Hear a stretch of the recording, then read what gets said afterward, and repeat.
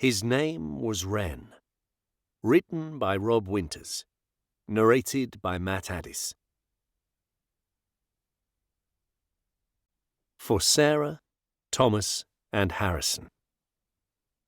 Chapter 1. The Hurstwick Incident. September 1944. A loud thudding on the door broke Henry Crinklaw's concentration. He slammed down his pencil and left his small, dimly lit room in a huff, his gangly legs carrying him down the narrow wooden stairs to the front door. "I made it clear I'm not to be disturbed," he said, wrenching it open and spilling light onto the dark street. "Henry!" roared a rotund man standing on the pavement.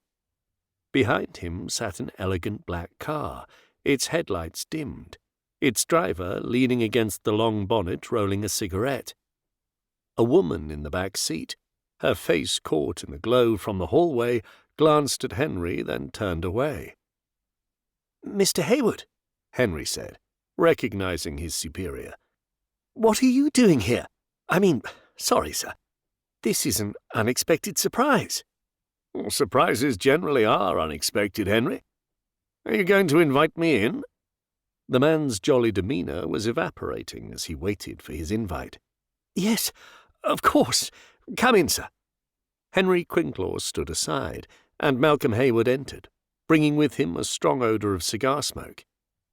"And you should really turn that light out," he complained as he climbed the stairs.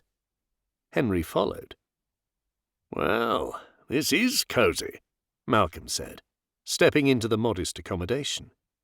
He walked over to the fire, which threw a jittery glow around the room.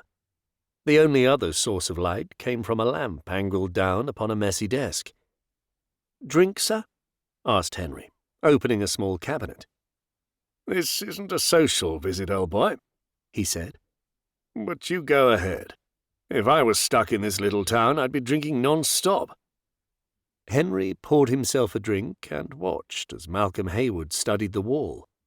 It displayed everything they knew of the crash. Every inch was covered. Mostly photos. Upturned trees, rocks split in two, the decapitated church, and the half-destroyed stone shack with the church bell protruding from its side. There were several images of footprints, wooden rulers next to them for scale. Most appeared to be the boot prints of a child accompanied by a small dog. Other prints were larger, sleeker, and possibly barefoot.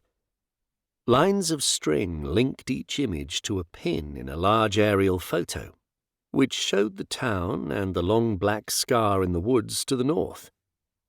To the side of the aerial shot was a map of Europe.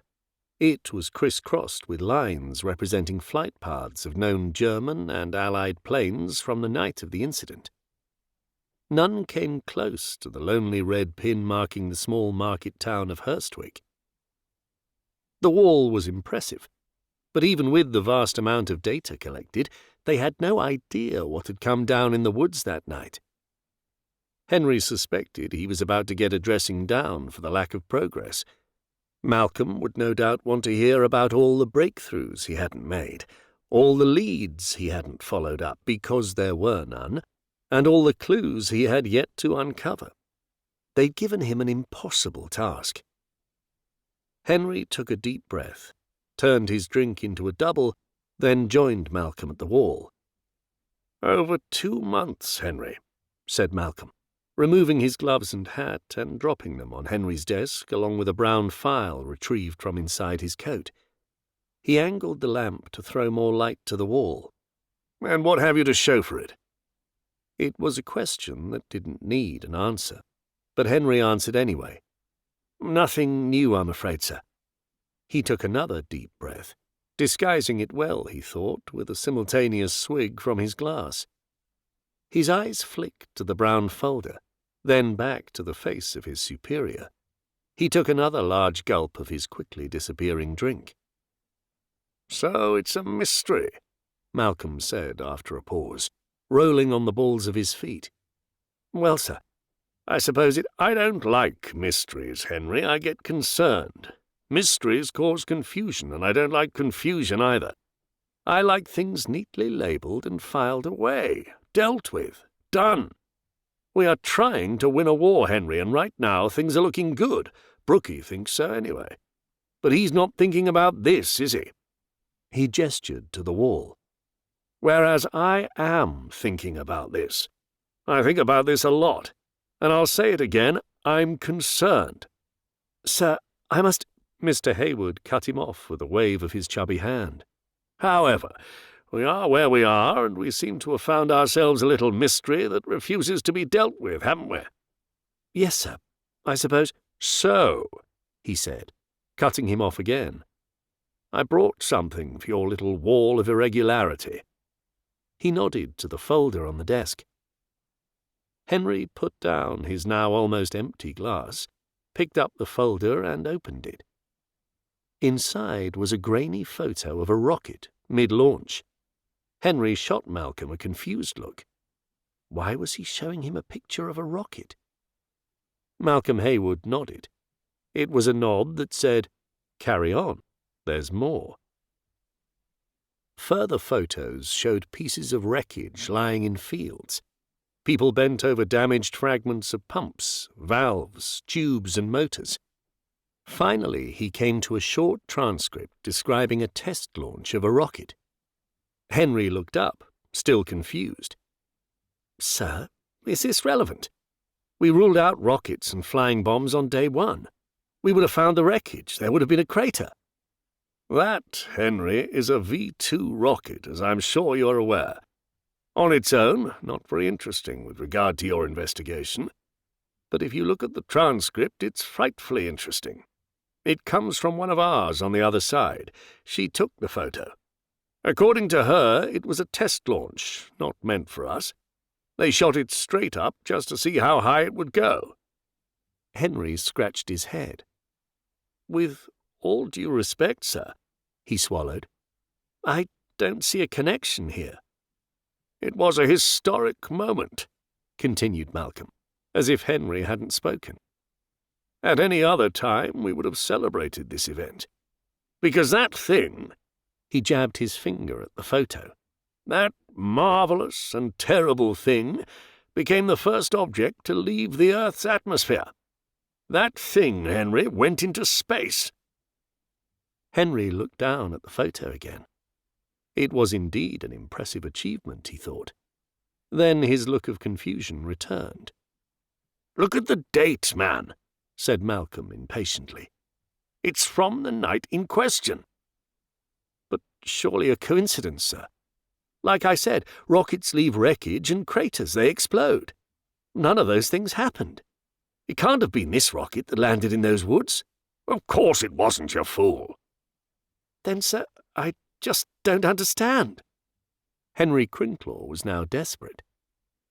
Malcolm smiled. He was clearly enjoying being a step ahead. "That rocket," he said, "had a trajectory that would have seen it land in the Baltic Sea, not in the woods outside Hurstwick."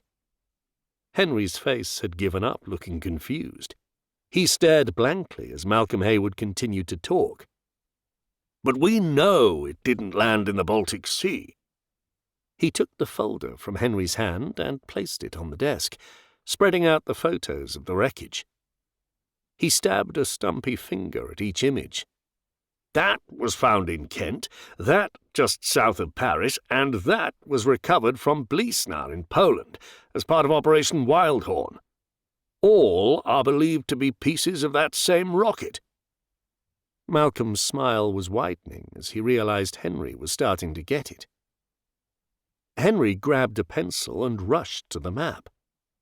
He drew a small cross next to Kent, another south of Paris, and a third next to Blesnar in Poland. He then stepped back and placed his hands on his hips. "Well, that is some spread." "Indeed," replied Malcolm, retrieving his gloves and hat from the desk. "The boffins estimate the rocket came apart violently at an altitude of 60 miles.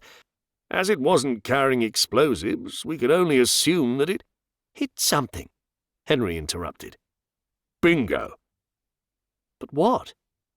What is there to hit 60 miles up? Nothing is 60 miles up. Well, looks like you'll be staying here a little longer, Henry. Henry didn't reply. He just stared at the map. Malcolm scanned the wall, putting on his gloves. His eyes moved from item to item. I don't see the drawing, he said. Henry frowned, trying to remember where he'd put it, then hurried to the desk and rifled through a box of files. Eventually, he removed a piece of paper and pinned it to the wall. It was a child's drawing of a man in black with very long black hair. Did you find the boy? Henry Crinklaw shook his head, not taking his eyes from the drawing. The officer doesn't remember much about him. Just a small boy with messy hair. It's all I have to go on. Well, you'd better get to it, don't you think? Yes, sir. I suppose I should. 3 months earlier. George Moss was under his bed. Just moments before, he'd been sound asleep on top of it. Now he was under it, hands clapped over his ears, waiting for the house to collapse. But it didn't. Instead, bits of plaster and dust settled on the wooden floorboards and the threadbare soft toy that had fallen off his bed during his escape from it. George was expecting more. More sounds, more shaking, and maybe some rubble. But all that followed was silence. Why had nobody come to wake him? He hadn't heard the siren. Had it even gone off? He removed his hands from his ears to make sure. No, nothing. Voices came from outside. He couldn't make out the words, but some were panicked while others tried to calm. George scrambled from under the bed and rushed to the window. He drew back the blackout curtain and peered out into the darkness.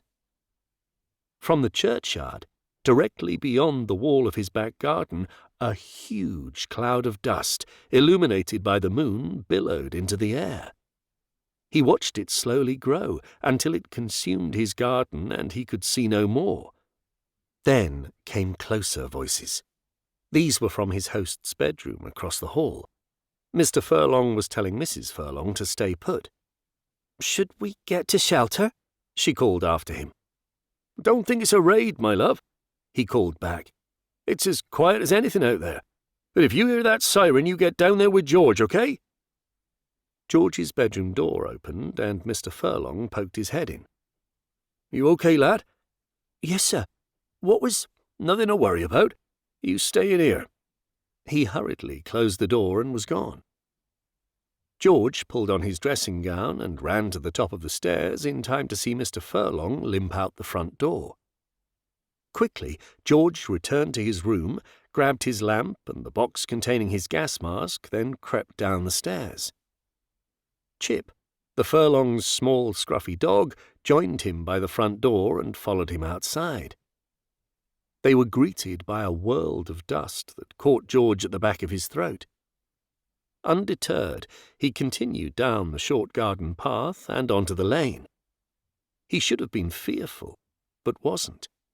The stillness and dust-filled air amplified his curiosity. It felt dreamlike, magical. Church Lane was narrow and cobbled and lined with cottages on both sides. The thick dust hid those cottages from George. All he could see was the soft glow of Mr. Furlong's lamp ahead. He followed at a distance, keeping his lamp switched off while Chip walked beside him. As he neared the end of the lane, the dust grew thicker and poured over the stone wall of the churchyard. There was a small gathering of people by the wall, huddled around a man sitting on the floor. As George neared, he recognized the sitting man as Patrick, the groundskeeper. He lived in a small shack in the far corner of the churchyard. The poor man was covered, head to toe, in white dust. Contrasting the white was a single dark streak of blood that ran from his temple to his neck. Father Elliot, the parish priest, dressed in a long nightgown, examined the wound. He didn't look worried by it, and Patrick seemed more bothered by the attention he was getting. Mr. Furlong reached the wall. He stood peering over it into the impenetrable cloud of dust, his weak blackout lamp only able to illuminate a few feet ahead. As more people arrived, George realized he was the only child present. Not wanting to be seen and told to go home, he moved into the shadows. "You okay, Patrick?" said an unfamiliar voice from the growing crowd.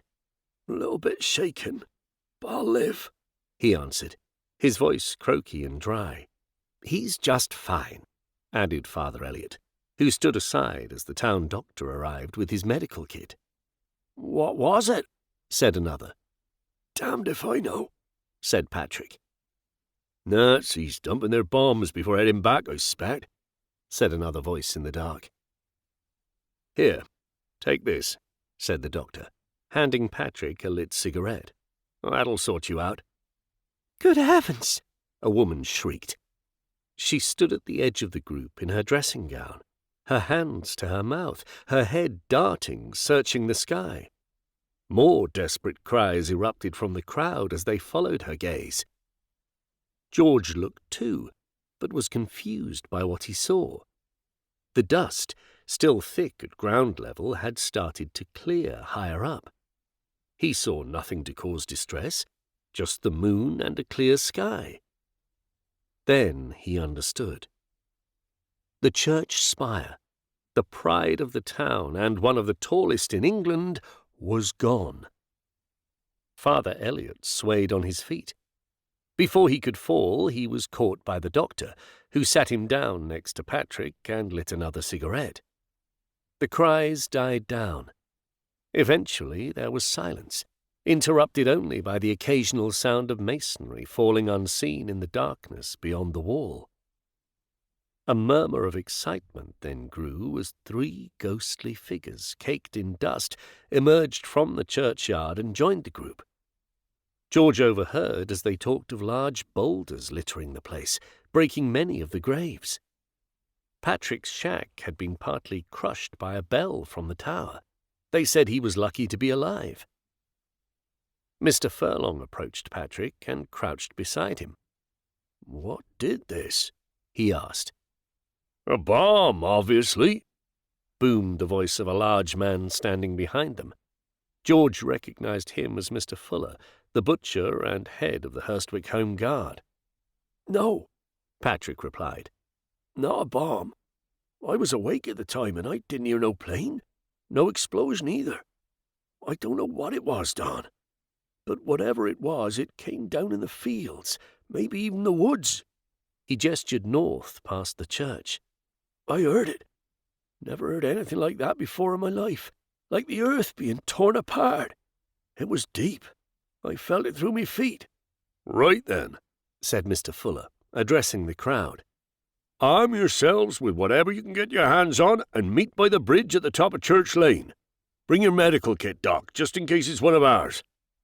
George thought the man seemed to be enjoying the situation as he herded people back to their homes. "Bring dogs!" he shouted as an afterthought. He marched off with self-importance, swallowed by the dust. As the crowd dispersed, Mr. Furlong spotted George and limped towards him, a worried expression across his brow. "Back to the house, lad." "What's happening, sir?" he said, running to meet him with Chip. "Leave it the church," he said, placing a hand on George's shoulder, steering him back the way he'd come. "But it's nothing for you to worry about. No one's hurt, just a few scrapes is all. Let's get you back inside, and please stay inside this time." "Was it a bomb?" "Don't know what it was," he said, looking up to the clear expanse of sky once occupied by the spire. "Probably a plane. Might even be one of ours. We're going to take a look." He quickly added, "But not you, George. I need you to look after Mrs. Furlong, okay?" George didn't answer. He was looking up too. "Are you hearing me, George?" Yes, sir. I won't go with you. Promise." The moon, ignoring the nationwide blackout, shone down upon the men marching along Church Lane with their dogs and lamps. The younger men of the town were overseas fighting, but these men, some very old, walked with a haste and boyish enthusiasm that belied their age. At the end of Church Lane they took the narrow dirt track through a dense thicket of trees. They stopped before the small wooden bridge spanning the River Den, which formed a natural border between town and countryside. While their owners waited for reinforcements, the dogs, feeling sociable and excited to be out at such an hour, went down to the dark, murmuring water for a drink and a sniff.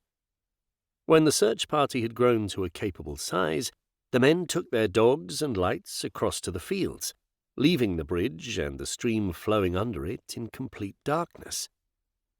Then, in the dark, after a moment of stillness, another light appeared as George emerged from the bushes. Chip was by his side. Annoyed to have missed the largest canine social event of recent times, the little dog sniffed around for any messages left behind, while George waited for the gap between them and the search party to widen. Once satisfied, they set off over the creaky bridge and onto the moonlit fields. Chip led the way.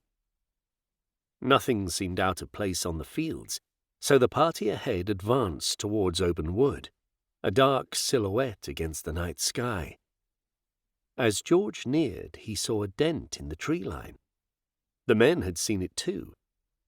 They changed course and moved towards it with urgency. George, feeling a rush of excitement, quickened his pace as he followed. When the party reached the edge of the wood, the dogs' behavior turned erratic. Some ran in circles, barking, while others cowered behind their masters. A lurcher darted back towards the bridge, bolting past George and Chip with its lead flapping wildly behind it. George quickly grabbed Chip by the collar as he made a move to follow. Unable to give chase, he sat, tilting his head, looking to the dark wood. Could he hear something George could not? After a moment of madness, the dogs settled, and with slightly less haste than before, the party entered the woods, the yellow glow of their lamps lighting the trees as they went. "We'll wait," said George. "Then follow in a bit, aye, boy?" He patted Chip for comfort, his own comfort. "Or," he added, glancing back to the bridge, "we could just maybe go home." Chip didn't answer. Instead, he found an interesting spot on the ground and had a sniff. At the same time, the last of the lamps disappeared into the wood, leaving George vulnerable and alone on the field. When a cloud then crossed the moon, dropping a blanket of blackness around them, he felt his determination begin to unravel.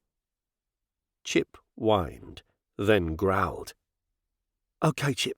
I agree we should go home. Mrs. Furlong might need us."